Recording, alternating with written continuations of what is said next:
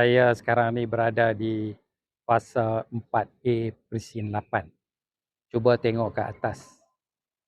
Dah hampir 3 bulan kejadian ni berlaku di mana bumbung atas tiles atas dah jatuh ke bawah dan tempat ni ditutup.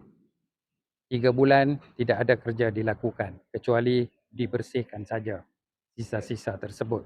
Masalahnya, apakah paki yang ada ke atas tu tak boleh jatuh lagi ke? Dia mungkin boleh jatuh sebab dia memang tak kuat ke atas tu. Dia hanya support dengan kayu. Kayu tak akan boleh kuat.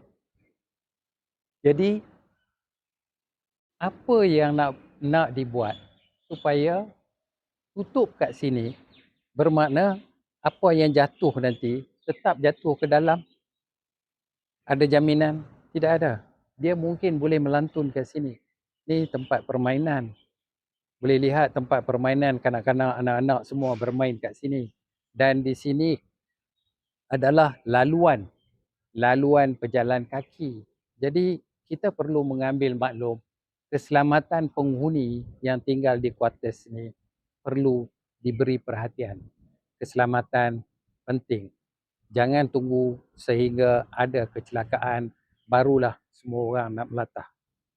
Elok kita buat secepat mungkin supaya penduduk di sini tidak gusar dan takut. Wallahi astagfirullah.